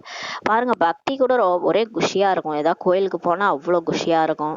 கோயில்ல அந்த மூலஸ்தானத்துல போய் அந்த கடவுளை பார்க்கும் போதே குளிர்ச்சியான அதிர்வலைகள் வரும், மனசுக்கு நிம்மதி கிடைக்கும். பக்தி கூட விதவிதமா செஞ்சா அதுல ஒரு குஷி இருக்குது, அதுல கூட குஷி அடையறாங்கன்னு சொல்லி சொல்றாரு. மாலையை சுற்றுங்கள் என்று குரு சொல்வாரானால் அந்த குஷியிலேயே மாலையை சுற்றி கொண்டே இருக்கிறார். யாராவது குரு உங்களுக்கு கஷ்டம் தொடருதா, 108 மணி மாலையை வாங்கி சுத்துங்க, சுத்திக்கிட்டே இருங்கன்னு சொன்னா போதும், உடனே குஷியோட அந்த மாலையை சுத்துவாங்களாம். ஆனா எதையுமே புரிஞ்சுக்கிறது இல்லை. அந்த 108 மணி மாலை யாரு, எதனால அதை சுட்டுறோம், ஆனா அதை சுற்றும் போதே ஒரு குஷி வரும் மனசுக்குள்ள, எதையுமே புரிஞ்சுக்கிறது இல்லை சொல்லி பாபா சொல்றாரு. சிவனோ நிராகார், அவருக்கு பால் நீர் முதலியவற்றை ஏன் அபிஷேகம் செய்கிறார்கள்? பக்தி மார்க்கத்துல பாருங்களேன், சிவன் புள்ளியா இருக்கிறாரு, கடவுள் நிராகாரா இருக்காரு, பிறப்பிறப்புல வர்றதில்ல, அவருக்கு உடல் கிடையாது, அதனால அவரை லிங்க வடிவுல நம்ம வழிபடுறோம். அப்ப அந்த லிங்கத்துக்கு என்னென்ன அபிஷேகம் பண்றாங்க பாருங்க, பாலை ஊத்துறாங்க, நீரை ஊத்துறாங்க, நெய் அபிஷேகம், என்னென்னமோ அபிஷேகம் பண்றாங்க. ஏன் பண்றாங்கன்னு சொல்லி கேக்குறாரு. அதே மாதிரி மூர்த்திகள் லட்சுமி நாராயணுக்கு கூட போக பிரசாதம் படைக்கிறாங்க, போகலாம் வைக்கிறாங்க, பிரசாதம் படைக்கிறாங்க. அந்த மூர்த்திகள் அதை உண்பதில்லை. சாமிக்கு முன்னாடி கொண்டு போய் சாப்பாடு வைக்கிறாங்களே, அந்த சாமி எல்லாம் சாப்பிடுதான்னு பாபா கேட்கிறாரு. அது சாப்பிட்றதே இல்லை, சாப்பிட்டா தீர்ந்து போயிடும் இல்லையா, ஆனா சாப்பிட்றதே இல்லை யாரும். பக்தியின் விஸ்தாரம் எவ்வளவு பெரியது சொல்லி சொல்றாரு. ஆனா பக்தி பாருங்க எவ்வளவு பெரியது, எத்தனை கோயில், எத்தனை மடம், எத்தனை இருக்கு, எப்படி இருக்கு பாருங்க பக்தி. பக்தி என்பதோ மரம் சொல்லி சொல்றாரு. பக்தி விஸ்தாரம், அது மரம். ஞானம் என்பது விதைன்னு சொல்லி சொல்றாரு. ஞானம் தான் விதை, விதையில தான் ஞானமே இருக்குது. மரத்துல ஞானம் இல்ல, பக்தி தான் இருக்கு சொல்லி சொல்றாரு. ஞானம் என்பது விதை. படைப்பவர் மற்றும் படைப்பு பற்றிய குழந்தைகளாகிய உங்களை தவிர வேறு யாருமே அறிய மாட்டார்கள் சொல்லி சொல்றாரு. ஆனா இந்த உலகம் எப்படி உருவாச்சு, அதை யார் படைச்சாங்க, அதுல 4 யுகம் இருக்கு, அந்த யுகமா இந்த விளையாட்டு நடக்குது, இதெல்லாம் உங்களை தவிர வேற யாருக்குமே தெரியாது சொல்லி சொல்றாரு. சில குழந்தைகளோ தங்களின் எலும்புகளை இந்த சேவையில் சுவாகா செய்யக்கூடியவர்களாக உள்ளனர். சில குழந்தைகள் பாருங்க, இரவும் பகலும் ஒரே பாபா பத்தியே சிந்தனை, ஞானத்தை பத்தியே சிந்தனை, எப்படி புரிய வைக்கலாம், சென்டருக்கு போலாமா, சென்டர்ல போய் சேவையே பண்ணிட்டு இருப்பாங்க, சேரை தூக்கி போடுவாங்க, சென்டரை துடைப்பாங்க, எலும்பு தேய உழைக்கிறாங்கன்னு சொல்லி சொல்றாரு பாபா. தன்னுடைய எலும்புகளை சேவையிலே சுவாகா செய்யக்கூடியவங்களா இருக்கிறாங்கன்னு சொல்றாரு. உங்களிடம் சிலர் சொல்கிறார்கள் இது உங்கள் கற்பனை என்று. சில பேர் இந்த ஞானத்தை கேட்டவொடனே சொல்றாங்க, நல்லா கற்பனையா இருக்குது உங்க கதையெல்லாம் சொல்லி சொல்றாங்க. நாம சொல்றது, நீங்க தான் சொர்க்கத்துல வாழ்ந்தீங்களாம், நீங்க தான் இங்க இப்ப பிறந்து சாதாரண மனுஷனா இருக்கிறீங்களாம், இதெல்லாம் கேட்கறதுக்கு கற்பனையா இருக்குதுன்னு சொல்லி சொல்றாங்களாம். பாபா சொல்றாரு, அட இதுவோ உலகத்தின் சரித்திர பூகோளம் திரும்ப திரும்ப நடைபெறுகின்றது. உண்மையான கடவுளே வந்து சொல்லிட்டு இருக்கிறாரு, உலகத்தினுடைய ஹிஸ்டரி ஜியாகிரபி ரிப்பீட் ஆயிட்டு இருக்குது. கற்பனை போய் எங்கேயாவது ரிப்பீட் ஆகுமா? கற்பனை திரும்ப நடைபெறுவதில்லை சொல்லி பாபா சொல்றாரு. கற்பனைன்னு சொல்றீங்களே, அந்த கற்பனை திரும்ப திரும்ப நடைபெறுமா சொல்லி பாபா கேக்குறாரு. இதுவோ ஞானம் சொல்லி புரிய வைங்க அவங்களுக்கு. இதெல்லாம் ஞானம், இது கற்பனை கிடையாது, இது அறிவு ஞானம். நிறைய பேருக்கு ஒரு ஒரு உணர்வு வரும். அதாவது இப்போ ஒரு நம்ம வந்து ஏதோ ஒரு காட்சி கடந்து போயிடுவோம். இப்போ நம்ம இருக்கிறோம் இல்லையா, இப்போ நடந்தது எனக்கு ஏற்கனவே நடந்த மாதிரி இருக்குன்னு சொல்லுவாங்க. எல்லாருக்குமே உலகத்துல நடிச்சவங்க எல்லாருக்குமே அந்த உணர்வு இருக்கும். யாரை கேட்டீங்கனாலும், ஐயோ இந்த சீன் இருக்குல்ல, இது ஏற்கனவே நடந்த மாதிரியே எனக்கு இருக்குதுங்க அப்படின்னு சொல்லுவாங்க. எல்லாருமே அந்த உணர்வு எல்லாருக்குமே அது வந்திருக்கும். அப்படின்னா என்ன? அப்ப வந்து இது 5000 வருஷத்துக்கு ஒரு தடவை நம்ம இதே நடிப்பு தான் நடிச்சிட்டு இருக்கோம், இதே உடல்ல இதே தான் நடிச்சிட்டு இருக்கோம், இது ரிப்பீட் ஆயிட்டு இருக்குது. அதானே, அது எல்லாருக்குமே அந்த உணர்வு இருக்குது. அப்ப இதை எப்படி நீங்க கற்பனைன்னு சொல்லுவீங்கன்னு சொல்லி பாபா கேக்குறாரு. அப்ப கற்பனைன்னு சொல்றீங்கன்னா இந்த சரீரத்தை விட்டு நம்ம போறது ஆத்மா, அதெல்லாம் கூட கற்பனையான்னு சொல்லி கேட்கணும் அவங்கள. செத்து போயிடுறோம் இல்லையா, அந்த மரணம் ஆயிடுது இல்லையா, அந்த மரணம் கூட ஒரு கற்பனையா? அப்ப ஆத்மா வந்து நடிச்சுட்டே இருக்க வேண்டியதானே? பகல் வந்தா பகலே இருக்க வேண்டியதானே, இரவு வந்தா இரவே இருக்க வேண்டியதானே? இதெல்லாம் கற்பனையான்னு சொல்லி கேட்கணும். ஏன்னா அந்த மாதிரி கேக்குறாங்க. அதான் பாபா சொல்றாரு, இவை எல்லாமே புதிய விஷயங்கள், புதிய உலகத்திற்காக பாபா சொல்றாரு. இதுவோ ஞானம், இது எல்லாமே புதிய விஷயங்கள், புது உலகத்துக்காக பாபா சொல்லிட்டு இருக்கிறாரு. இது பகவான் வாக்கு, சிவபகவான் வாக்கு. சத்தியம் சிவம் சுந்தரே வந்து சொல்லிட்டு இருக்கிறாரு. பகவானும் புதியவர், அவருடைய மகா வாக்கியங்களும் புதியவை சொல்லி பாபா சொல்றாரு. அவங்கள்ட்ட சொல்லுங்க, இங்க நீங்க சிவன் வந்து சொல்லிட்டு இருக்காரு, அவரும் புதியவர், அவருடைய மகா வாக்கியங்களும் புதுசா இருக்கு, அதனாலதான் நீங்க அதை கற்பனை நினைச்சுக்கிறீங்கன்னு சொல்லி சொல்றாரு. அவர்கள் கிருஷ்ணர் பகவான் வாக்குன்ட்டு என்கிறார்கள், நீங்கள் சொல்கிறீர்கள் சிவபகவான் வாக்கு என்று. அவங்க கீதையில படிச்சுட்டு கிருஷ்ண பகவான் வாக்குன்னு சொல்றாங்க, ஆனா நம்ம சொல்றோம் சிவபகவான் வாக்குன்ட்டு நம்ம சொல்றோம்னு சொல்லி பாபா சொல்றாரு.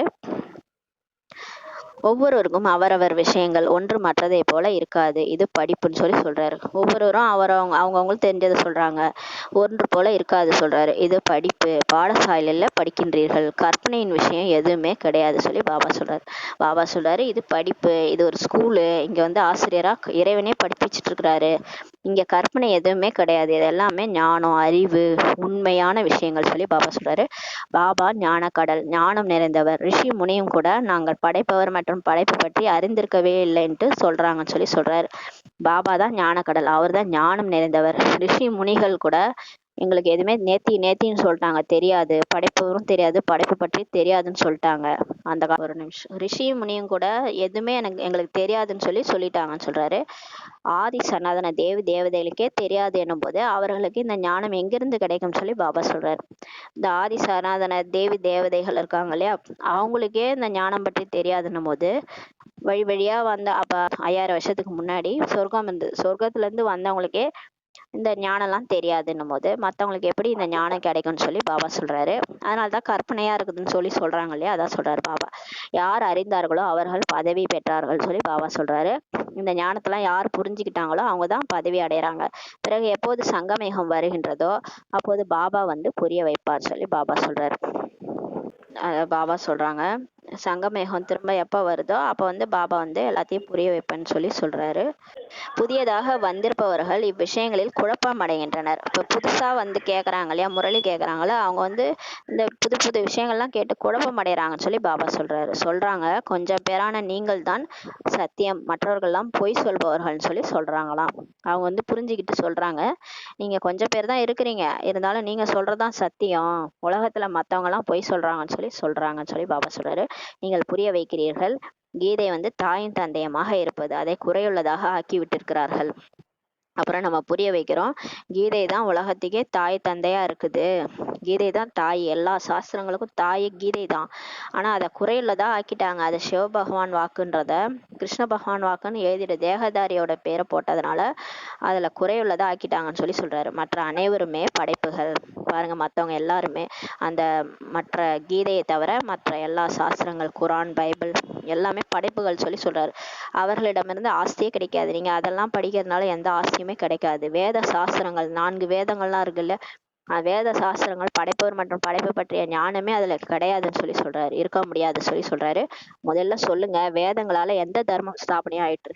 பாபா கேக்குறாரு, இந்த 4 வேதங்கள் இதெல்லாம் இருக்கு இல்லையா, அதுங்களால அதனால எந்த தர்மம் ஸ்தாபனை ஆச்சுன்னு சொல்லி கேக்குறாரு. தர்மங்களும் 4 தான், இந்து, முஸ்லீமு, கிறிஸ்டினு, புத்த தர்மம். இந்த 4 தான்.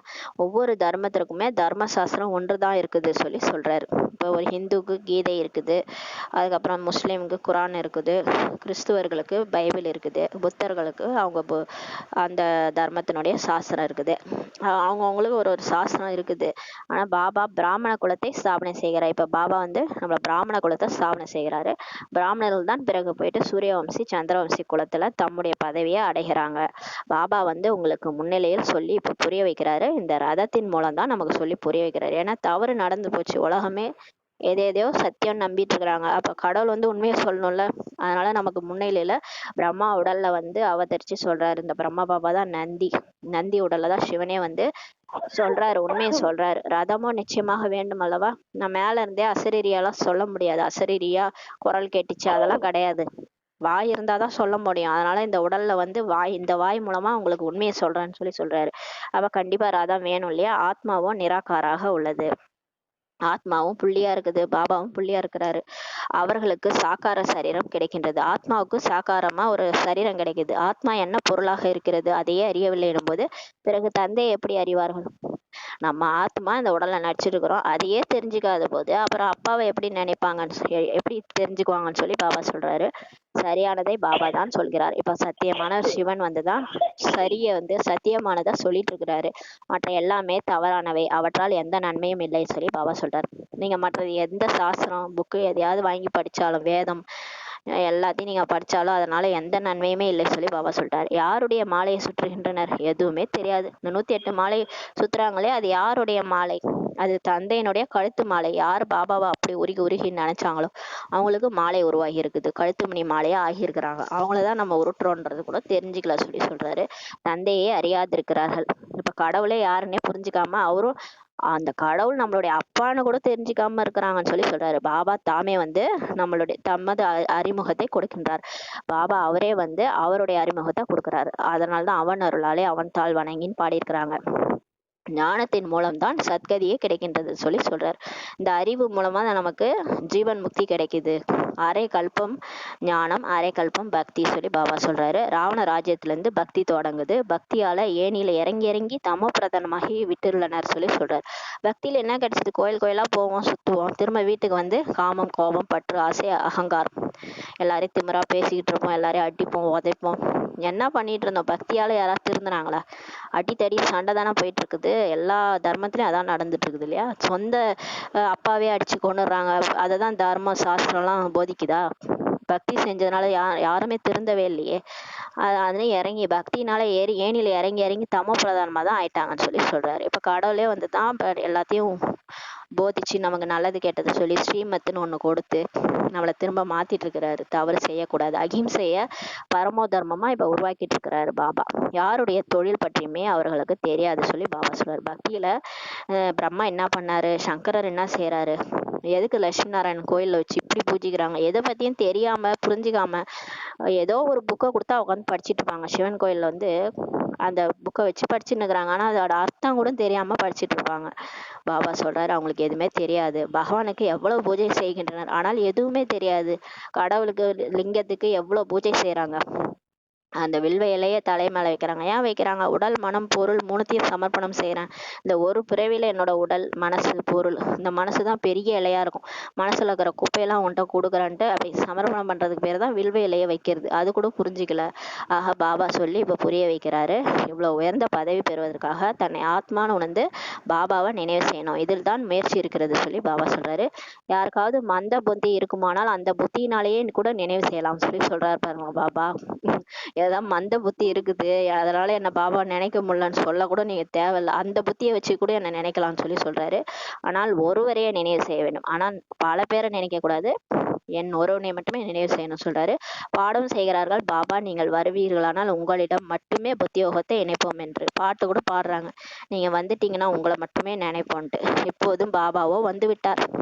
நீங்கள் அனைவரும் யாருடன் சந்திக்க வந்திருக்கிறீர்கள்? வந்திருக்கீங்கன்னு சொல்லி பாபா கேட்குறாரு. யார் உயிர் தானம் தருகிறாரோ அவருடன் தான் வந்திருக்கீங்க. நமக்கு உயிர் பிச்சை போட்டது யாரு? சிவன் தான் இல்லையா? இப்போ நம்ம உயிரோட இருக்கிறோம். ஆத்மா இந்த உடல்ல எப்பயோ போயிருப்போம். அந்த இஷ்டத்துக்கு மனம் போன வழியில, பிறர் சொன்ன வழியில சாப்பாடு சாப்பிட்டு ஹார்ட் அட்டாக்ல எப்பயோ போயிருப்போம். ஆனா பாபா தான் இப்ப காப்பாத்தி வச்சிருக்கிறாரு. நம்ம உயிரோட இருக்கிறதுக்கு காரணமே அவர் தான் இல்லையா? ஸ்ரீமத் கொடுத்து நல்ல வழியை காமிச்சு சாப்பாடு பழக்கத்தெல்லாம் மாத்தி அவரை அமிர்த வேலை எழுந்திருக்க வச்சு அவரை நினைக்க வச்சு நமக்கு உயிர் பிச்சை போட்டிருக்கிறாரு. இப்போ அவரோட தான் சந்திக்க நம்ம உட்கார்ந்துருக்கிறோம்னு சொல்லி பாபா சொல்றாரு. ஆத்மாவை அமரலோகத்திற்கு அழைத்து செல்கிறார். இப்ப ஆத்மாவை பாபா வந்து எங்க கூட்டிட்டு போயிட்டு இருக்காரு? அமரலோகத்திற்கு, அமரர்கள் வாழ்கின்ற புரிக்கு அழைத்து செல்றாரு. அழிவற்றவர்கள் வாழற புரிக்கு, சொர்க்கலோகத்துக்கு இப்ப அழைச்சிட்டு போறாரு. பாபா புரிய வச்சிருக்கிறாரு, காலன் மீது வெற்றி கொள்ள வேண்டும். இப்ப காலன்றது யமன். நம்ம மரணத்தின் மீது வெற்றி கொள்ளணும்னு சொல்லி சொல்றாரு. நம்மளே நினைச்சாதான் இந்த உடலை விட்டு போகணும். அது வரைக்கும் நம்ம இந்த உடல்ல இருக்கணும், யோகா பண்ணணும், நம்ம முரளி கேட்கணும், ஞானம் பாபாவை நினைக்கணும். நமக்கே எப்போ கர்மாதித் நிலை அடையிறோமோ அப்படியே அந்த வெண்ணெயில இருந்து முடி வர மாதிரி ஆத்மா உடலை விட்டு போகும். அல்வா வந்து அப்படியே அந்த வானல்ல இருந்து திரண்டு வர மாதிரி ஆத்மா உடலை விட்டு ஈஸியா வெளியே போகணும். அதுதான் மரணத்தை வென்ற நிலை. அந்த நிலை நம்ம அடைய போறோம். அது மீது இப்ப வெற்றி கொள்ளணும்னு சொல்லி பாபா சொல்றாரு. உங்களை அமரலோகத்திற்கு அழைத்து செல்கிறேன்னு சொல்லி பாபா சொல்றாரு. அமர கதையை பார்வதிக்கு சொன்னதாக காட்டுகின்றார்கள் இல்லையா? அந்த சங்கரர் வந்து பார்வதிக்கு அமரநாத்ல உட்காந்து கதையை சொன்னாராம். அமர கதை சொன்னாராம். அழிவற்ற ஆத்மா அழிவற்றதுன்ற கதையை சொன்னாராம்.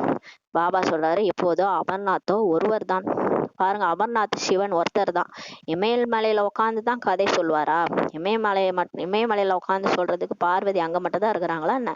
பாபா கேட்கிறாரு, இமயமலையில அமர்ந்தெல்லாம் கதை சொல்ல மாட்டார். அவர் இந்த பிரம்மா பாபாவோட நெத்தி புருவத்துல உட்காந்து கதை சொல்லிட்டு இருக்கிறார். பக்தி மார்க்கத்தின் ஒவ்வொரு விஷயமே வியக்கத்தக்கதாக உள்ளது சொல்லி சொல்றாரு. இந்த பக்தி மார்க்கத்துல எழுதி வச்சிருக்கிற கதையெல்லாம் பாபாவுக்கே ரொம்ப என்ன ஆச்சரியமா இருக்குதுன்னு சொல்லி பாபா சொல்றாரு. இப்படிலாம் எழுதி வச்சிருக்காங்க. இமயமலையில உட்காந்துதான் நான் கதை சொல்வேன்ட்டு. எனக்கு உடலே கிடையாது. நான் வந்து இந்த பிரம்மா பாபா உடல்ல உட்காந்து உங்களுக்கு கதை சொல்றேன், அமர கதை சொல்றேன். அவங்களும் இமயமலையில உட்காந்து நான் கதை சொன்னேன்னு எழுதி வச்சிட்டாங்கன்னு சொல்லி சொல்றாரு. ஒரு பார்வதிக்கா கதை சொன்னாரு? பல பார்வதிகளுக்கு கதை சொல்லிட்டு இருக்கிறாரு. நல்லது. இனிமேலும் இனிமையான வெகுகாலம் கழித்து காணாமல் கண்டெடுக்கப்பட்ட செல்ல குழந்தைகளுக்கு தாய் தந்தையாகிய பாப்தாதாவின் அன்பு நினைவுகள் மற்றும் காலை வணக்கம். ஆன்மீக குழந்தைகளுக்கு ஆன்மீக தாய் தந்தையின் நமஸ்தே. நாம் ஆன்மீக குழந்தைகள் ஆன்மீக தாய் தந்தைக்கு நமஸ்தே. தாரணைக்கான முக்கிய சாரம். ஃபர்ஸ்ட் பாயிண்ட், யோக பலத்தின் மூலம் கல்மேந்திரியங்களை வென்றவராகி முழுமையாக தூய்மையாக வேண்டும். இந்த நிலையை அடைவதற்காக தன்னைத்தான் சோதித்து கொண்டே இருக்க வேண்டும். இரண்டாவது பாயிண்ட், சதா புத்தியில் நினைவு இருக்க வேண்டும். நாம் தான் பிராமணர்லேருந்து தேவதையாக இருந்தோம், இப்போது மீண்டும் தேவதையாவதற்காக வந்திருக்கிறோம். அதனால் எச்சரிக்கையுடன் பாவம் மற்றும் புண்ணியத்தை புரிந்து கொண்டு கொடுக்கல் வாங்கல் செய்ய வேண்டும் சொல்லி பாபா இன்னைக்கு எச்சரிக்கை கொடுத்துட்டாரு.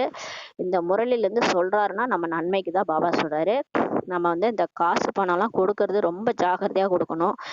பாவ புண்ணியம் வந்துட்டு புரிஞ்சுக்கிட்டு யாருக்கு கொடுத்தா நல்லது, யாருக்கு கொடுத்தா நல்லது கிடையாதுன்னு புரிஞ்சுக்கிட்டு கொடுக்கல் வாங்கல் செய்யுங்க. பாவ ஆத்மாக்களை கொடுத்துட்டீங்கன்னா உங்களுக்கும் கஷ்டம் வரும்னு சொல்லி சொல்றாரு. வரதானம், அனைத்து அதிகார மையங்களையும் உதவியாளராக மாற்றி பிரத்யட்சதாவின் திரையை விளக்கக்கூடிய உண்மையான சேவாதாரி ஆகுகின்ற வரதானம் பாபா கொடுக்கிறாரு. எல்லா சக்தி அதிகார மையம் எல்லா மையத்தையும் உதவியாளராக ஆக்கிட்டு கடவுளை பிரத்யட்சம் பண்ற கூடிய திரையை விளக்கக்கூடிய உண்மையான சேவாதாரி ஆகுங்க. உலகத்துக்கே கடவுளை காட்டுங்க, அவர் யாருன்னு காட்டுங்க. இது வரைக்கும் அவர் மறைஞ்சுதானே இருக்கிறாரு. நம்ம மட்டும் தான் பிரம்மா குமாரிகள் நல்லா சேவை பண்றாங்க. பிரம்மா குமாரிகள்கிட்ட ஏதோ இருக்குது, அங்க போனா அமைதியா இருக்குன்னு நம்ம பேரை தான் சொல்லிட்டு இருக்கிறாங்க.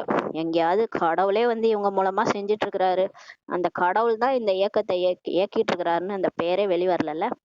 அப்ப உண்மையான சேவாதாரி என்ன பண்ணுவாங்க? கடவுளை வெளிப்படுத்துவாங்க. அப்ப எல்லா அதிகார மையங்களையும் உதவியாளரா ஆக்கி உங்க பிரத்யட்சத்தாவின் திரையை விளக்குங்கன்னு சொல்லி சொல்றாரு. அந்த மாதிரி யார் செய்யறாங்களோ அவங்கதான் உண்மையான சேவாதாரின்னு சொல்றாரு. எப்போது அனைத்து அதிகார மையத்தினரும் சேர்ந்து சிரேஷ்ட அதிகாரம், ஈஸ்வரிய அதிகாரம், ஆன்மீக அதிகாரம் என்பது இந்த ஒரு பரமாத்மா அதிகாரம் மட்டும்தான் என்று எப்போது சொல்வார்களோ அப்போதுதான் பிரத்யட்சதாவின் திரையே விலகும் சொல்லி பாபா சொல்றாரு. பாருங்களேன், இந்த எப்ப எல்லா சக்தியின் மையத்தினரும் சேர்ந்து இந்த சிரேஷ்ட அதிகாரம், ஈஸ்வரிய அதிகாரம், ஆன்மீக அதிகாரம்ன்றது உண்மையா அந்த பரமாத்மாவனுடைய அதிகாரம் தான் அப்படின்ட்டு சொல்லுவாங்களோ அப்பதான் பாபா பேரு எல்லா உலகத்துக்கே தெரியும். பிரத்யட்சதா திரைவிலகம் அனைவருமே ஒரு ஸ்டேஜ் மீது ஒன்றாக சேர்ந்து இருந்து அன்பின் சந்திப்பை நிகழ்த்துவார்கள். அப்ப எல்லாருமே ஒரு ஸ்டேஜ் மீது ஒன்றாக இருப்பாங்க. தர்மத்தினர் எல்லாருமே வந்துருவாங்க. அந்த இயேசு யாரெல்லாம் வேற வேற உடல்ல நடிச்சிருக்காங்களோ எல்லாரும் ஒண்ணா வந்துருவாங்க. ஒரே ஸ்டேஜ்ல இருப்பாங்க. அப்ப அன்பினுடைய சந்திப்பை எல்லாருமே நிகழ்த்துவாங்க. இதற்காக அனைவரையும் அன்பு என்ற கயிற்றால் கட்டி அருகில் கொண்டு வாருங்கள் சொல்றாரு. இதுக்காக நம்ம என்ன பண்ணணும்? சூட்சுமமா அன்பினுடைய அதிர்வலைகளை பரப்பிட்டே இருக்கணும். எல்லாரையும் வர வைக்கணும். தர்ம தலைவர்கள் நம்ம எல்லாரையுமே இப்ப நாடக நடிகர்கள் எல்லாமே இங்க மேடை மேல ஸ்டேஜ் மேல தான் இருக்கிறாங்க. எல்லாரும் இங்கதான் பாகம் எடுத்து நடிச்சிருக்காங்க. எல்லாரையுமே அன்புன்ற கயிற்றால கட்டி அருகில கொண்டு வாருங்கன்னு சொல்றாரு. உதவியாளர் ஆக்குங்கள், எல்லாரையுமே உங்க சகயோகி ஆக்குங்க. இந்த அன்பு தான் காந்தமாகும். ஆனா அந்த அன்பினுடைய சக்தி தான் காந்தம் சொல்றாரு. அதனாலதான் அன்பே சிவம் சொல்றாங்க இல்லையா? அவர் அன்பு கடல்ல மூழ்கி அந்த அன்பை எல்லாருக்கும் கொடுக்க கொடுக்க எல்லாரும் நம்மளை நோக்கி வருவாங்கன்னு சொல்றாரு. அது அனைவரையும் ஒன்றாக குழு ரூபத்தில் பாபாவின் மேடை மீது கொண்டு வந்து சேர்க்கும் சொல்றாரு பாருங்க. எங்க இருந்தாலும் மதுவனுக்கு எல்லாரையும் கூட்டிட்டு வரும் இந்த அன்பு தான். அது எல்லாரையும் ஒன்றாக குழு ரூபத்துல பாபாவின் மேடை மீது கொண்டு வந்து சேர்க்கும். எனவே இந்த கடைசி பிரத்யட்சதாவின் கதாநாயகனின் வேடத்துல நிமித்தமாவதற்கான சேவை செய்யுங்கள். நீங்க தானே ஹீரோ பார்ட் நடிகர்கள், ஆரம்பத்துல இருந்து ஹீரோ நீங்க தானே.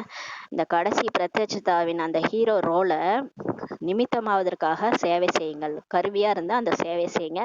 அப்போதுதான் உங்களை உண்மையான சேவதார்ன்ட்டு சொல்லுவாங்கன்னு சொல்றாரு. ஸ்லோகன்: சேவை மூலம் அனைவருடைய ஆசீர்வாதங்களை பெறுவது என்பது முன்னேறி செல்வதற்கான லிஃப்ட் ஆகும் சொல்றாரு. நம்ம பாபா சேவை செய்யறது தான் எல்லாருடைய ஆசீர்வாதங்களையும் கிடைக்கும். நம்ம என்ன சேவை செஞ்சாலும் அதன் மூலமா ஆசீர்வாதம் நமக்கு கிடைச்சிட்டே இருக்கும்.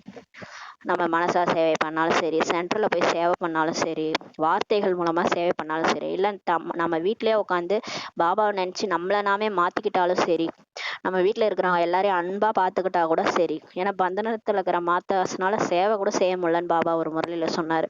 அவங்க வீட்டுல இருந்துட்டு அன்பா மற்றவங்களை எல்லாரையும் பார்த்துட்டு இருந்தாலே போதும்னு சொல்றாரு சொல்றாரு. இந்த மாதிரி சேவையின் மூலமாக எல்லாருடைய ஆசீர்வாதங்களையும் பெறுங்க. அதுதான் உங்களுக்கு முன்னேறி செல்வதற்கான லிஃப்ட்னு சொல்றாரு. அதுதான் லிஃப்ட் மாதிரி உங்களை முன்னேற்றி கொண்டு போயிடும்னு பாபா சொல்றாங்க. ஓம் சாந்தி. நன்றி பாபா, நன்றி ராமா, நன்றி பரிவாரம். ஓம் சாந்தி.